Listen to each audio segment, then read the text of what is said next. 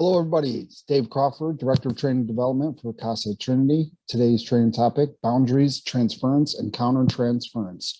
Why is this important? Because it is an issue. It's something we all face, something we all deal with. But most importantly, why we're receiving training is most education pertaining to boundaries, transference, countertransference has been linked to positive outcomes. For example, after staff members of a substance abuse treatment program have been given additional training in boundaries, transference, and countertransference, the success rate increased from 13% to 16% in the entry phase of treatment. So definitely something that all agencies face, something that all clinicians face, but also once we become educated and more self-aware about it, the better we do and the better we serve our clients. So let's talk about boundaries. Boundaries, it's important to establish them because it's an important competency. They delineate the personal and professional roles, so it clarifies our professional boundaries. By that, it means that it firmly sets that there is this professional divide, if you will. I mean, I know it's hard. I know we want to connect and have a rapport and whatnot, but that is different than a personal relationship. So boundaries help keep that line. Boundaries are essential to client and therapist safety, protects the client from us as human beings that might make a mistake and go a little too far, and it protects us from any liability or ethical or neglect violations. In professional relationship with clients, it exists for their benefit, and it makes the ability to honestly ask ourselves whose needs are being met here, in the relationship, the clients or my own. And what that means is, like, if we are having issues with boundaries, if we are self-disclosing too much, looking to be the friend, not the clinician, we have to take an honest look at self and say, why are we doing this? And because it's not about us at the end of the day. We are here to serve the client, and we are here to help them grow. And to do that, we have to maintain boundaries. Boundary crossing versus boundary violation. So there is a little bit of a difference here that I want to talk about. A boundary crossing is a decision to deviate from an established boundary for a specific purpose. A brief excursion will return to the established limits of a professional relationship. A boundary crossing is also any activity that moves the clinician from a strictly objective position. So that means that we're not based in fact, but more on feeling and opinion subjectively. When we become too emotionally involved, we lose the ability to think objectively as too many feelings are involved. And that's why it's important to be aware of this, because there are boundary crossings that might be therapeutic, and we might be able to do that as, like, we're getting a sense or a feeling that this might assist. We might cross a boundary, but that's a big difference in a violation. And that's a big difference between crossings that are our norm. It has to be like a therapeutic purpose if we're going to do this. Boundary crossings may be minor and even therapeutic, as I just said. And a boundary crossing becomes a violation, it becomes harmful to the patient. It can be difficult to assess when that harm is caused. So that's why we got to be careful. Therapeutic boundary crossings, once in a while, when it serves a treatment purpose, it would be therapeutic. If it was consistently, it would suggest poor boundary issues and probably lead to ethical violations. So taking phone calls between sessions. If you're doing this, if it's like part of your thing when you're working with a client and it's just part of your regular delivery for all clients, then taking a phone call between sessions, and by that means like unrelated, like the client calls to do a check-in or whatever. And on occasion, and if you're something you do for all clients, that would be a crossing. You know, you might want to look at it, but at the same note, as long as you're being across the board with it and keeping it professional, that would be one of those crossings. Accepting small gifts. So like we've always been told about gift giving and gift receiving. And I think the common norm is, like, when appropriate, like say clients, the last session, they're being discharged, they bring a small gift under $10. There's still limits there. You gotta be careful, like, because a couple roses would be different than a coffee mug kind of thing. So you got to be mindful of what the gift is, but like at appropriate time and when there's a therapeutic purpose. I mean, you don't want to also dismiss the client if they did something like that. It's a nice gesture. And on the flip side, there's things like, say they bring a bouquet or food or something, you don't accept it for self, but for the agency. That would be another way to handle that. Extending time beyond what was initially agreed upon session. So it's a session usually lasts 30 minutes to 45, maybe an hour tops. And if on occasion, when someone's working through it and you're doing this across the board for all clients, you go over that time, that would be one of those crossings. If you are consistent, well, we'll talk about the other part of it in seconds. So again, that it would be like an ethical crossing if you're across the board with it and only in special circumstances. Saying yes rather than no in circumstances. I mean, we want to be certain person-centered, and we want to meet the client where they're at. But when we're talking about things that might influence treatment and impede on their will to grow and kind of enable the client in terms of different things. So yes, there are in certain circumstances we will say yes and no, and we'll try to meet the client where they're at and compromise. But again, that has to be across the board. You're doing it for all. You're not playing favorites or specialty treatment, and that's when it would be across, and it might have when it has a therapeutic purpose. Again, these are all about when there is a therapeutic goal or purpose objective at the end of it. Making special allowances for a client who had special circumstances that warrant them. So the main component of the above crossing should be always being a therapeutic objective goal, like I always said. And if you're doing it because you want to feel like you are being nice, so if you're across the board and you're just doing it too much and it's impacting everybody's treatment, that might be an indicator that it's time to ask self whose needs are being met in this relationship, my clients or my own. Like, why do I need to be the nice guy? Why do I need to be the hero and the person that makes all the wishes come true? Because that's not what we're here for. We're here, we have persons in treatment, they're in here. We're ethically bound to provide services in a manner that is evidence-based and allows clients to move forward and grow and help them remove obstacles in their life. So if we're the special allowance one, client can't go to 3 times the evening group because he has something going on, work, family obligation. So you, on like that circumstance, you still make a treatment plan that's going to meet his needs. Like maybe he goes the 2 days a week he can, and then 1 day a week they go to a peer group on a different day because that third night they're free. But again, you can't do that across the board. Like it has to warrant that. Like typically our model, our treatment model is evidence-based and shown to show effectiveness when it is followed. And that doesn't mean adhere to rigidly. Of course, we need to be flexible and do what we can to increase chances of success. But again, talking if you're just like, not putting anybody in groups, for instance, like all your clients are meeting individuals, or most of them anyways. I mean, if you got a complacent client that doesn't care, that's the one you put them in groups, but everybody else at the first thing, you just want to rescue and swoop in. Oh, it's okay. If there's not a good reason they shouldn't be in group, they should be in group because we give groups because that's what the evidence shows helps.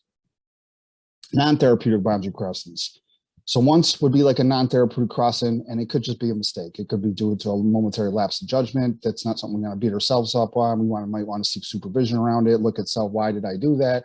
But if you're consistently doing it again, that's when it becomes an issue. And these are the ones that will lead to ethical violations.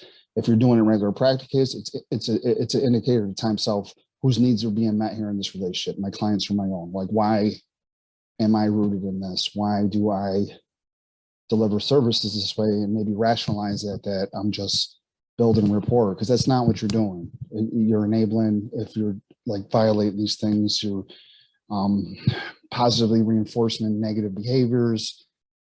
It's not helping anybody. So that's why these trainings are so important.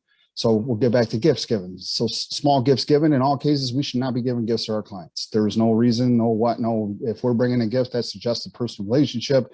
I mean, I give family members gifts, I give my wife's gifts, I give my kids gifts. I don't just give gifts to like even my friends, like who might have a relationship, maybe if it's a close friend, a birthday, but you know what I'm saying? Like it's not a normal thing. If we're giving gifts, we need to look at that, and accepting gifts that are more than $10 or on, again, back to the roses example, we accept that and say thank you, and that just suggests something. I mean, if you're a male client, a female client brings you roses, or vice versa, a male client brings a female clinician roses and you accept that. I mean, roses, I mean, yeah, they're just flowers, but they just have this romantic suggestion about them. That, and again, there's so many other things too. That one's just jumps in my mind. Failure to report to mandator. So failure to report progress. Clients got family court, clients got treatment court, probation, parole, and we want to say like, they don't tell us what to do, and they don't, but we work with them. We have to. It's collaborative effort, and it is our job, and the client knows that it's our job, that if they have consent and they are being mandated to comply with treatment, and that mandator is supposed to have regular updates, then we need to give them updates, good, bad, or ugly. And I do mean that. Like, you can't be a jerk about things and make it look like you're only telling on the client when they're doing something bad. You got to, they have a great couple of weeks, you report they have a great couple of weeks, but also if they have some positive screens or slack off, stop not going to group, or just never even really get group started, that's the stuff you have to, like, they're there for a reason. And in this day and age, specific, especially, these systems we work with are so treatment oriented and so client centered themselves. I mean, they want to see success just as much as we do, but they are part of the treatment team and part of the process. So if you're like hiding negative behavior from them, and you're enabling client to continue this and not meet their obligation, that would be an example of a boundary crossing. Ignoring screen results and client attendance. So the same type of thing there. Like, not only are you not reporting it, but maybe you're going to treatment team and you're not bringing that client up, even though you know they haven't been in a group in 2 weeks. And last time they were here, they screened positive for meth, and you don't even bring that up. Then that's something we need to look at. The why. Why is it because you feel some connection that wants to protect the client, or maybe it could be on the other side where you don't really like dealing with the client anyways, and they bother you, so you don't really care that they're not there. But either way, that is a crossing. That is, if our personal feelings are involved to a level that's guiding treatment planning, that would strongly suggest we are in a boundary area that we need to look at. Excessive therapist self-disclosure, disclose their personal information. So again, we're trying to build connections, establish rapport. We're going to have to disclose like a little bit. Like, when talking about this, I always give the example. I might tell a client that I'm married with kids, and that is a self-disclosure, but I'm not going to tell the client that I got in a fight with my wife last night and I'm stressed out or anything like that, because then it's about me, not them. And a rule with, besides just the basic information, you know, like with the kids and stuff, I have kids. If it's on a personal level, the rule is pretty much you need to determine how that's going to therapeutically help the client. If you can't come up with a reason, you're way out of bounds. And if you're going too deep personal, like letting the client know you're in a fight with your wife and you're stressed out, having a bad day, you cross that boundary. Extended time between 60 typical individual sessions. So again, on the therapeutic value, like I said, once in a while, you're doing it across the board. Any client who might be struggling need to go over a little time, and once in a while you do that, that's okay. But them sessions themselves are a boundary. And if we're monopolizing a lot of our time specific to one client, if we have a bias towards a specific population and we find ourselves mainly like focusing on them and always doing 1.5 hour, 2 hour sessions with them, opposite gender, same gender, whatever it is, if we have a specific bias, or if it's just like a favorite client and everybody else gets 30 to 60 minute sessions, but this client every week you meet with them 1.5 hours, you need to start looking at the why on that. You know what I mean? Because why does this person get that specialty treatment? What are you getting from that session? Saying yes rather than a no. So this, again, this is not when it's across the board and meeting the client where that goes like, you're doing that, you're making those exceptions, you're saying yes rather than no, and you're doing that only because, again, either it's maybe a bias to population, gender, or a specific client. And that, again, if you're emotionally involved and acting outside of your norm, you are in a boundary area. So non-emergency meetings outside the office or after office hours, that is definitely a no-no. There is no reason why, unless you are like part of a community engagement team, there is no reason you should be meeting the client out in the community. I mean, that'd be different up here that does community work. They're going to meet a counselor. You can't go to AA sessions with clients. You can't meet them for coffee. You can't do anything like that because, again, that blurs that line and crosses over from when the relationship is becoming personal. And once we do that, it just opens up a whole flood of other doors. So I do have a video that kind of re-emphasizes some of the stuff I said. We'll watch that and then we will move on.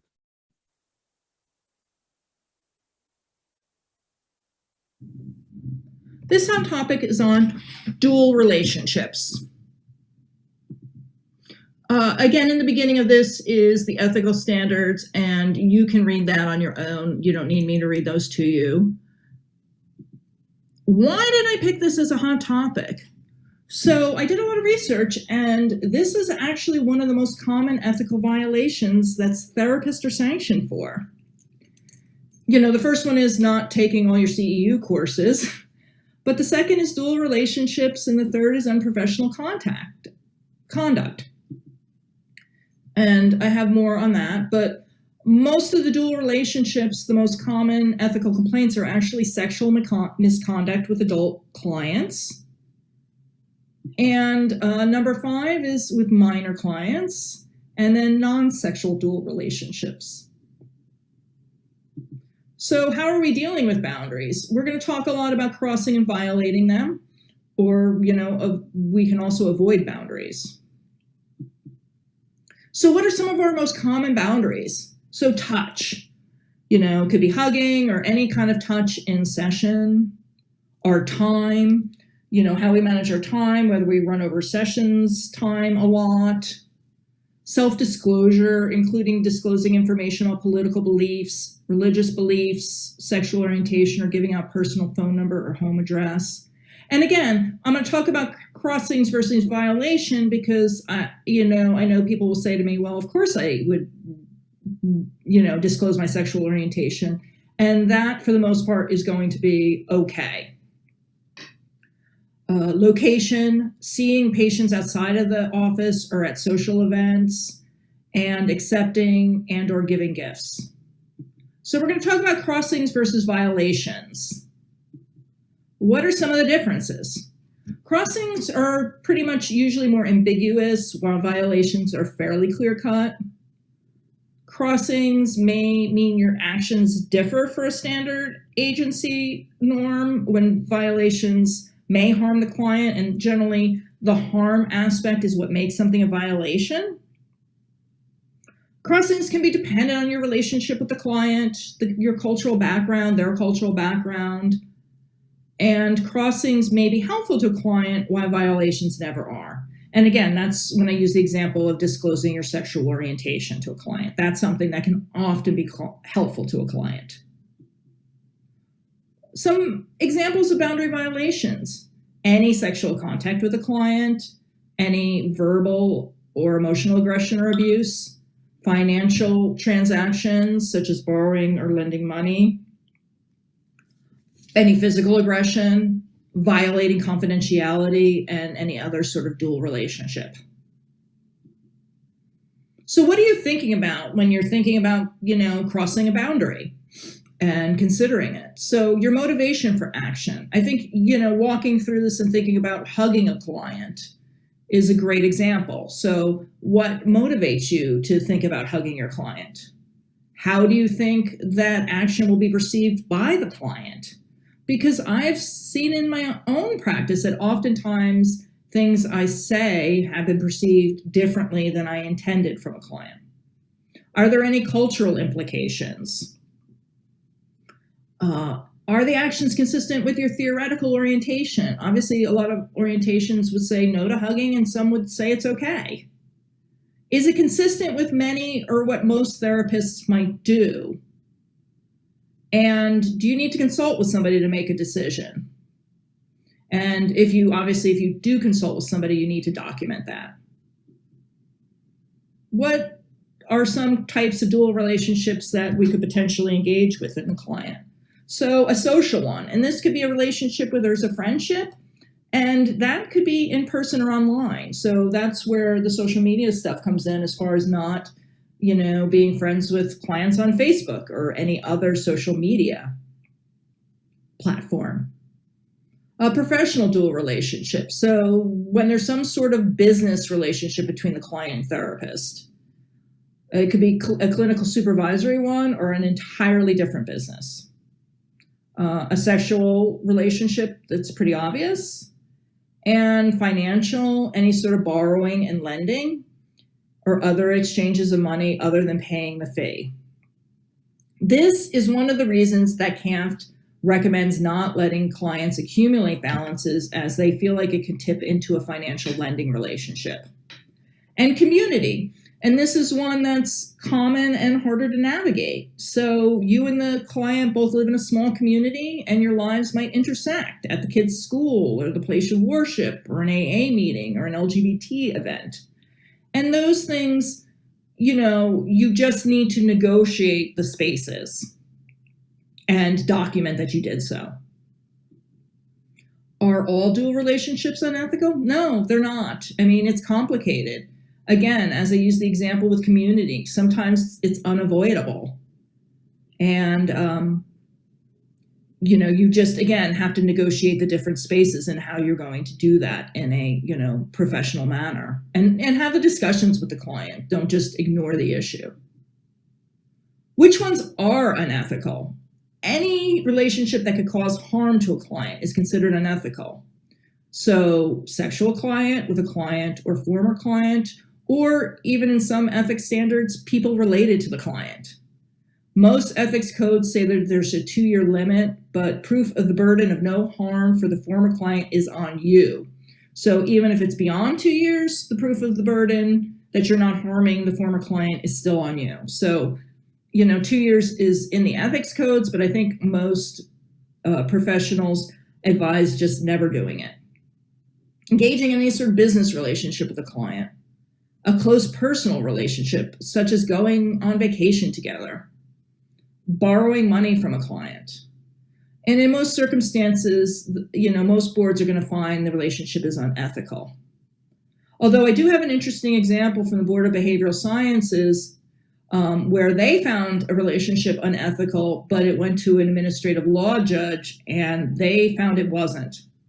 So this case was brought against a therapist for gross negligence and reckless conduct that resulted in emotional harm to a client. And the allegations included that the therapist babysat for the client. The board's expert said all dual relationships are unethical. And then they clarified by saying dual relationships that cause harm are unethical. And they believe dual relationships always caused harm, which, as we've said previously, is, sort of a gray line. And the judge found that the ethical standards did not specifically forbid social interactions. And the defendant's expert testified that none of these practices were unethical and they were in furtherance of the therapeutic relationship.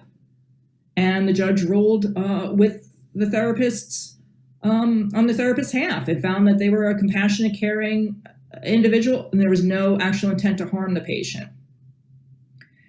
So it's an interesting case. I think most of us would say that babysitting for a client's child is unethical, but it shows the levels of complication.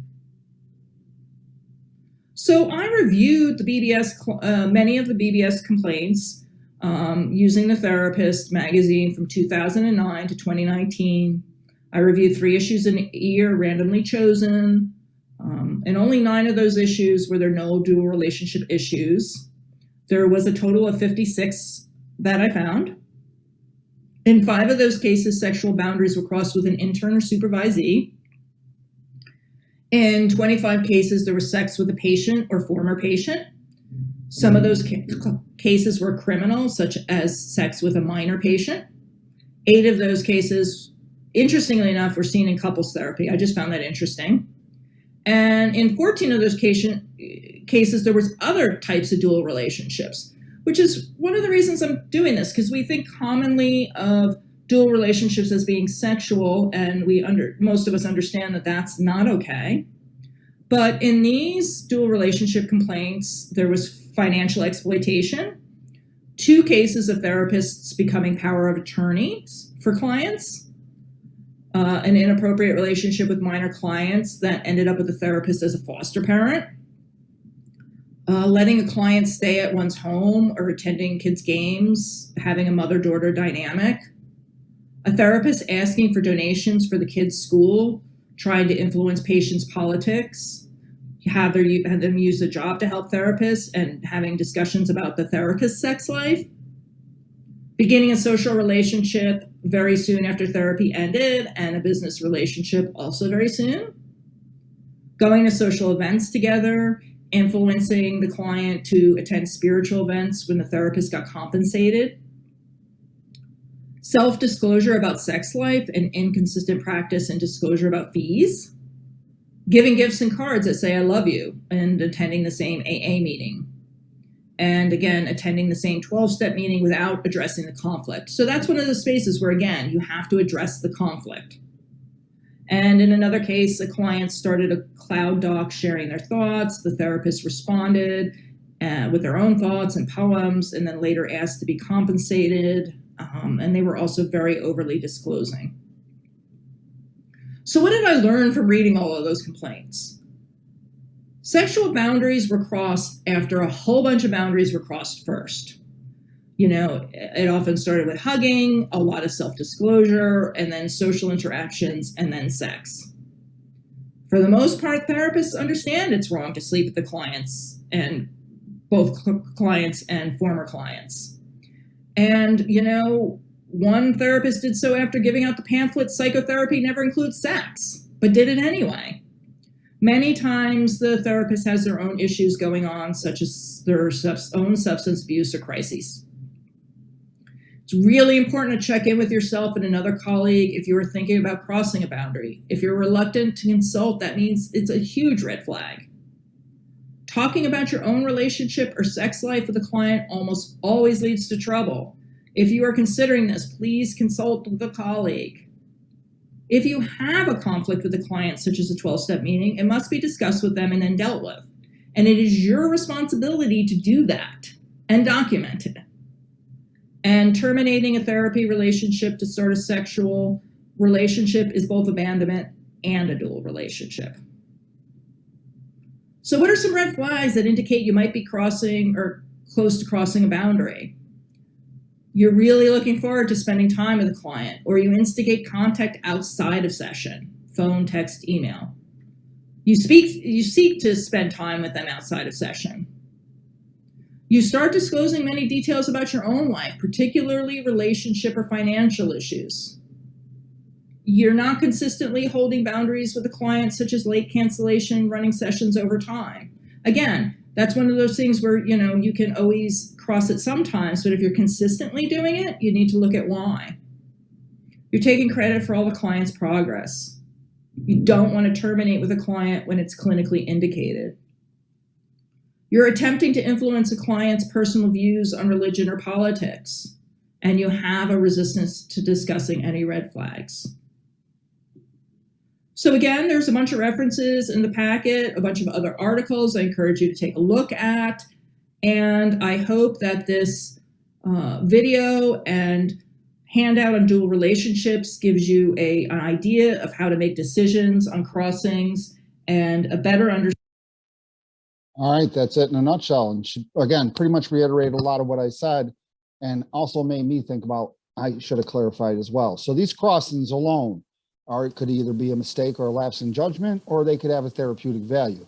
I know numerous times I said that they could lead to violations. Them in themselves may not be violations, but like the speaker just said, that in a nutshell, they open doors though. They start on a path of a personal connection and relationship that inevitably is most likely going to lead to a violation. So our best bet is just to keep our boundaries tight and to be honest with ourselves. And if we find ourselves acting out of a norm for a specific client, ask ourselves why, and don't be ashamed to seek consultation, either from a colleague, supervision, whatever it may be, because again, we are here to serve the client, not ourselves.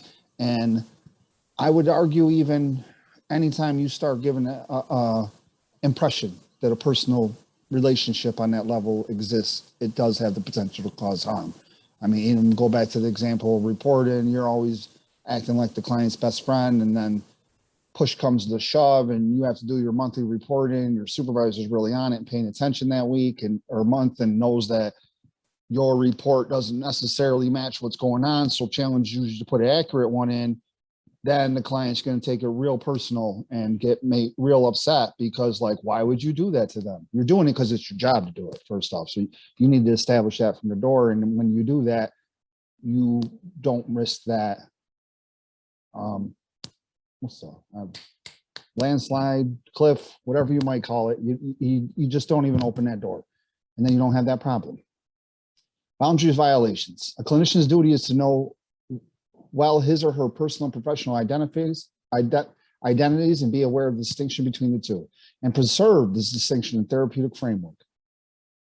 When boundary problems occur, violations with how crossings may lead to them. So I tied in some example how those crossings could lead to violations. The therapist has difficulties with setting limits. So that goes back to the ignoring the screen results, or failing to report, or kind of holding accountable for attendance or continued use and not willing to discuss. I mean, these are things that are going to happen. They're just normal part of treatment. So we should not be fearful of addressing or talking to them about them. And then that doesn't mean addressing and talking to them is going to automatically, oh my God, the client snap right back in and start doing, but it is a persistent effort there, and you've got to keep trying. So to cover it up, you're just kind of we'll get in more transference, countertransference later, but it kind of relates to that more. And say that client has a history of codependent and dependent relationships, instead of modeling positive relationship behavior and coming from a therapeutic perspective, you are now in a transference, countertransference area where you have taken on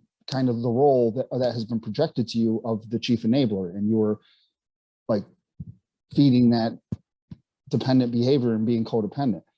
Use of touch. I know that's a big one for me.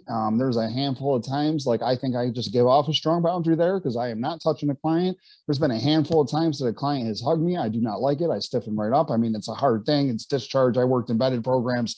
They're saying goodbye and like, I wanna, but I don't like it. So if they do hug me, they ain't never gonna do it again because I think they just sense how stiff I am. You know what I mean? So it's while self-explanatory in actual violation and how that could go too far because you're definitely physical contact opens up a different door in a personal relationship. Crossing that could potentially lead to non-emergency meetings outside of office hours.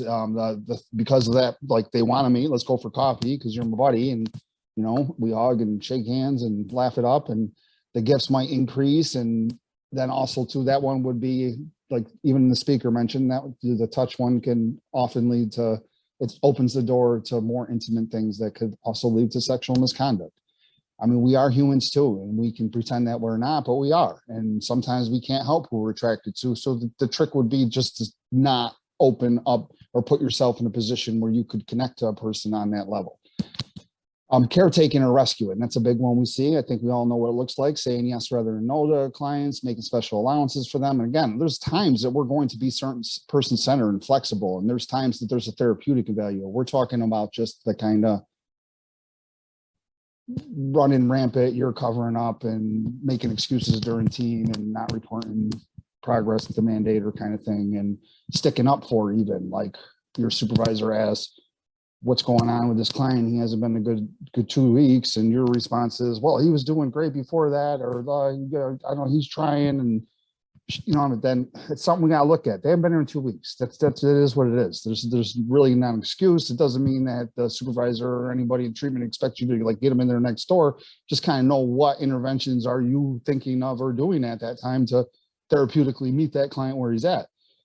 Therapy self-disclosure, I think that I talked about that and the speaker talked about that pretty well. We gave pretty much the same example. Like there's a level that we're trying to establish rapport. We start getting into personal things. We start talking about relationships, our romantic interests, our financials. Then we're way over that. We're giving personal details that affect our lives. It's a problem. Enabling maladaptive behavior. And then again, that goes back to limit setting, the inability to challenge clients, failure to report progress, ignoring screen results and attendance and treatment planning. And that goes to reporting and also during your team. If you're not bringing up or you're covering up and making excuses, it's something you might need to look at. Therapists getting personal needs met. So when we're doing these things, that's when we are getting something out of the relationship. There is an emotional tie. There is a feeling of, I don't mean to pick on the codependent dependent relationship, but I mean, we've all been trained in that area. And so it's a good example and very close to this in the reference. In the codependent dependent relationship, the codependent person does get something from that, whether it be a sense of superiority or a sense of control, or that's why when we're working with clients, not always, but a lot of times we might start out and have this spouse or family member that is so invested in this person getting clean, but once they get clean, then some real problems exist because in reality, they don't know that person. They don't like that person. And that dynamic has changed and it's freaking them out. And that's like a strong indicator of a codependent relationship. So while I wouldn't say this is on that level, it is, if we're doing these things, we are getting something from it, whether it just be a feeling I'm a good person, or I always rescue my clients, or this person's really going to like me, or again, it goes all totally other. I don't like this person. And I don't want to do sessions with them. And then that's really a problem. That's okay too, because we're not for every client. I mean, we should always try and work on it, but that's something we go to our supervisor and say, I am feeling ineffective working with this client. I think they're better suited somewhere else. And if you're willing to have, I know I was a supervisor a long time. If someone's making a case for that, I mean, I'm not just going to throw up my hands because you hit a bump in the road and be like, oh, it's okay, because we got to deal with the hard stuff too sometimes. But if you're really having troubles and you can't work with a client and we can't get through it, we're going to switch that up. And we're going to, because it's true. You know, we're not for every client. Like there's some I do better with and there's some other people do better with, and vice versa. You know what I mean? And I think that part of being a professional is being willing to acknowledge that and look at that. Because again, if we can't establish that rapport and that therapeutic alliance, we're not going to get anywhere. And maybe you can just tell this person's personality is going to fit better with a counselor down the hall. You know what I mean? And that is the professional part of this, and it's okay. You know what I mean?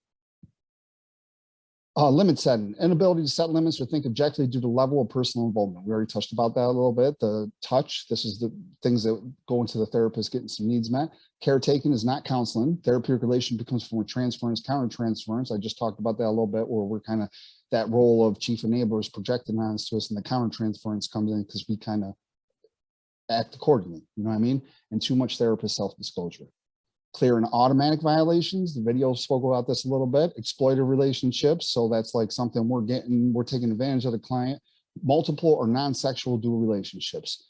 We're going to go into the one because the dual relationships, CASA works in a lot of small communities. We know this. We see clients in the store. We see clients like church at a kid's school.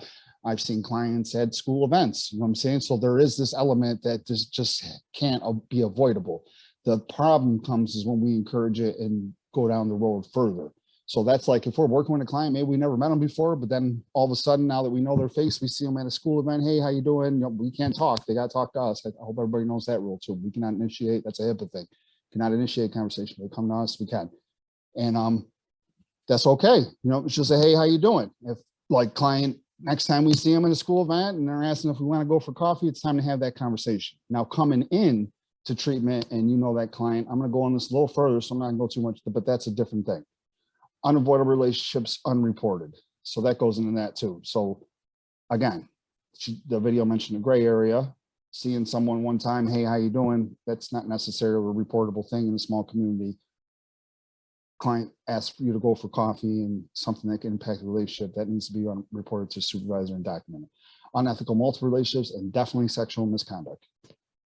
We are not allowed to have sex with the clients. And I know that that video talked about the 2 years, and I know for Oasis and CASA ever, that's across, there is no 2 years, there is no statute of limitations, there is no nothing like that. They're just, it is unethical. No matter what we rationalize or justify to ourselves, if we had that therapeutic client relationship, there is always going to be a hierarchy and kind of that thing that exists. And it would, not only is it just morally wrong, it also becomes an exploited thing, because what are we getting out of that if we're seeking a relationship where we have the upper hand? Exploited relationships, encourage expensive gifts from patients, recommended services that are unnecessary, not affordable to patients, that cross over, and maybe you got a side business where you do wellness stuff and you try to get the client there. That's why you can't work with clients in both areas. It's an unethical thing. Sexual dual relationships where the therapist and client are also involved in a sex relationship. Sex dual relationship with current clients are always unethical and often illegal. In Oasis facility, they are also illegal. You can be criminally charged. Business dual relationships where a therapist and client share monetary fee or bartering for services outside the clinical setting. Maybe business partners or have an employee relationship. Multiple or non-sexual dual relationships, social relationships, bartering, being a treating professional, providing court testimony, not as a professional, but a character witness. Do you get that difference there? Like, we might be called in family court and we get subpoena and we have to testify the progress in treatment. Like, that might be something we have to do. However, volunteering to go to court and speak on the client's behalf and as a character witness thing, you're in a violation. Need for boundaries, these reasons: protection of the therapeutic process. I mean, we got to protect that alliance in that process, or we will get nowhere. Protecting clients from exploitation and protecting self from liability and like ethical violations, loss of licensure, staff exclusion list, that kind of thing. Unavoidable relationships. So this is what I was talking about. In a small community, it's almost impossible. I mean, I am not from, my office is in Dansville. I worked in Dansville for a while. I'm not from Dansville. So like when I first started out and counseling out here, I didn't know the clients. Now, after working a lot of years in this community, if I don't know a client, if they come in, I have seen almost every client in the community somewhere, because it's a small community and I have strong boundaries. Hey, how you doing? Sometimes they don't talk and we keep them moving. Sometimes just more than a hi, and that's it. And it's never really been an issue. So when it's an unavoidable relationship, we need to determine the extent of the role of incompatibility. We need to seek supervision around it, and we need to discuss with clients the terms of possible ramifications. So this does not apply to the situation I just described. This is a little, I think I mentioned on the next slide. So let me see. No, I do not. I'm surprised. All right. So we start working with a client. We see them at the kids' school. I'm going back to that. Hey, how you doing? Moving on. They asked us for coffee. We got to get some supervision around. We shut that down, but we talked to our supervisor. Hey, might have been an issue here. I'm going to document it. I did tell them, no, I can't go for coffee. It's not in the role. I think it's going to be okay. And that's it. You document and move on. Now, let's say a client comes in and you know them from before they were in treatment. There's a different thing than you know him from, you've said hi a couple times at the school event. Again, maybe different situation, but same circumstances. You know your kids go to school with them. You've said hi before, like just in what we do to most people that we don't really know but are familiar. Hey, how you doing?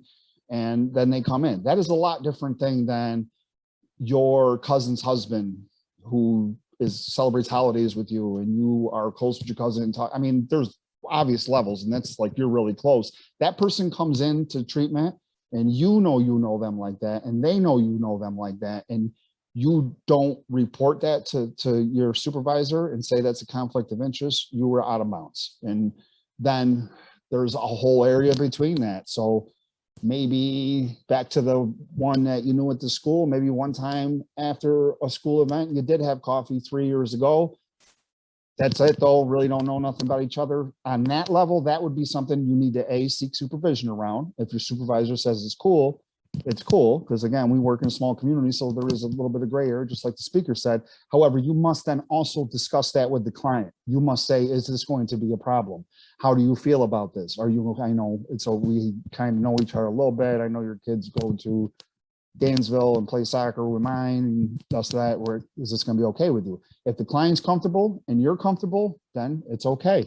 If the client says, no, I don't really feel comfortable with this, how I know you're not going to talking to your husband or wife and their kids overhear it, and then your kids at school talking to my kids. And obviously we're not going to do that because that's HIPAA violation, but that's the client's concern and they voice it, then we need to get that client with someone else that doesn't have that kind of relationship with them.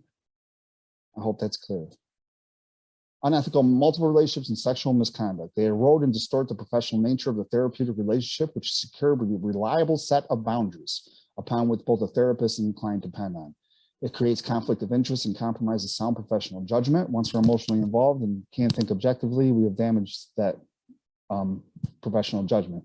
And it provides unequal footing between the therapist and client. Because again, we're in a like teacher, student, mentor, mentee, coach, I don't want to say player, but it doesn't quite fit, but I think you get what I'm saying. So there just is this hierarchy. So to enter into a dual relationship, if our relationship is founded on that, that will always exist. I mean, we have that with our children, and like my kids, no matter what, I'm always going to be their father relationship. Like it's always going to be that person. I don't want to say authority, but that's part of it. You know what I mean? And above, that's part of it. Like it's all part of it. So that is why it's an exploitation. It really is. If we're seeking that out, we need to ask ourselves why. The nature of therapy changes, and it could affect the future needs of the clients. Unethical multiple relationships, enter another role, business, personal, social, or dual relationships, any relationships with other pre-existing personal relationships like we just talked, and sexual relationships. Those are all examples of unethical multiple relationships. Consequences of boundary violation of the client, disengagement from service. They might drop out. If you cross a boundary, then like again, even if it's just as minor as that they thought you were their friend and you had a report, a negative report to their mandator, that could piss them off and they could just stop going. On the other side of that, maybe you entered into a relationship and it was secret and all that, and then you guys split up. They're going to disengage and drop out, and especially go back out, overdose, whatever. Like, and I don't want to put it all like on there, but that is the extreme, and we need to think about that. It can cause the client feelings of depression, rejected, especially if for some reason you had to end that dual relationship, causes emotional turmoil while they're in treatment. Because I mean, it's a lot of mixed messages. Even if we're having that personal connection and we're trying to like kind of keep a shade on it, then in the professional setting, we might be treating them a little different. That's going to definitely leave some emotional turmoil and the cognitive distortion. Causes shame, fear, and rage. Guilt and self-blame from the client, isolation and emptiness. That could go back to disengagement, going back to what they used to do, isolate and using, identity confusion, emotional lability, mistrust of authority, and can even lead to self-harm behaviors, including but not limited to cutting, suicidal attempts, or just relapse. Consequences of boundary violation to the therapist: less personal time with family and friends, less job satisfaction, Coworker frustrations, because I mean, whether try as we might, I mean, I think we all see this in each other and we can tell. And I know that it's been a while since I've been a counselor, but we all had like, hey, I think some transferences go on. We would call each other. I was on a strong team and we would say, where's that coming from, man? You know what I'm saying?